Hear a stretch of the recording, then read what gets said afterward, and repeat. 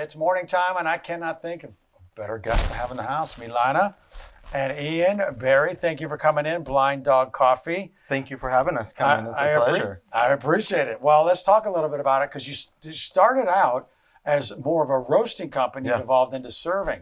Now, how long has this been? So roasting, gosh, 18 years now. Wow. We've been roasting, and the serving customers has really been since November 2nd was our grand opening down in Minden, Nevada. How has that changed? The experience kind of changed? A little busier, of course? You know, it definitely is busier, but it's also giving us the opportunity to give our customers that experience that is part of our mission, part of our core values. And so it really has helped kind of drive a different value for Blind Dog Coffee. Yeah, that alignment with those values. Mm-hmm. I was going to kind of ask you a little bit about that as well, because you understand the nuance of particular flavors and what people are looking for, and now that you can have that conversation. Is that part of the alignment with the customer? As well, yes, because the experience is part of our roasting, core value in terms of having that cup of coffee that aligns with something, right? Gives you that opportunity to be part of, and then the retail gives us that opportunity to give that experience, like you said, tasting as well as being part of why Blind Dog Coffee really started with my dad and his blindness and then the childhood cancer. It really gets us an opportunity to align those values of starting our own nonprofit. Oh, wow. So tell me a little more about that as well. So this started with your father who was blind? My dad was a childhood cancer survivor. Okay. The treatment later on is what took the eyesight.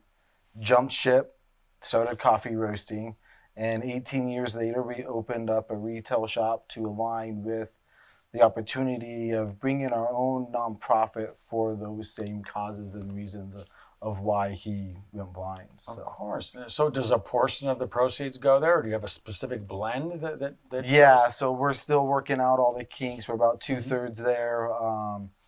We have a particular blend that is actually named after a young boy who had the same cancer that my dad did. And so we're going to connect all the dots with that. That's beautiful. That's incredible, beautiful alignment. I mean, I think this is extraordinary. I'm glad people are hearing, because I love the story, the inspirational story behind how these things come about and why someone puts their passion and purpose into play. Do you help out at all, Milana? I do. I help out at the roastery sometimes and at the shop down in Minden. Oh, what do you do? At the shop, I usually do cashier. Oh, great. I have to ask, do you like coffee? It's a little too much so far. I like coffee. Do you? Oh, wow. It took me a while to get into it.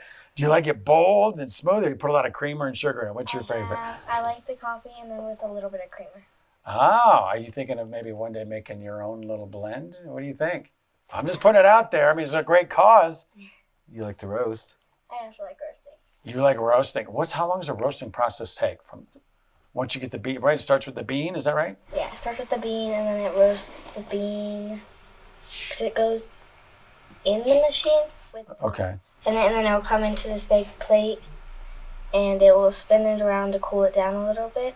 Okay. And then it will go into our buckets. And when do people add that little flavor? Like sometimes it has a hazelnut or a vanilla.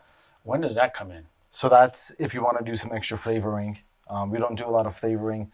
Coffee actually has a really natural flavor profile. Nice. And sometimes when you see the bags of coffee and it says flavor notes, there's actually a process to get that. We smell, we taste, and you can really get those natural flavors. So something like the hazelnut or the vanilla, that's an added flavor. Nice. A bean that's had the oil to it, or an oil that's been naturally flavored with those. So. Oh, wow. Okay. Well, thank you for sharing. Thank you for coming in and sharing. I wish you both unbelievable success, a great cause, Blind Dog Coffee. Appreciate you sharing your story, and congratulations on all the success. Well, thank you so much for having us this morning. It's a pleasure. This is, I think, her first time. So hey, you did well. How'd it feel? Good. Good. You ripped it. Good job. I'll bring you down there and get a cup of coffee from you. Right. All right. Absolutely. Please.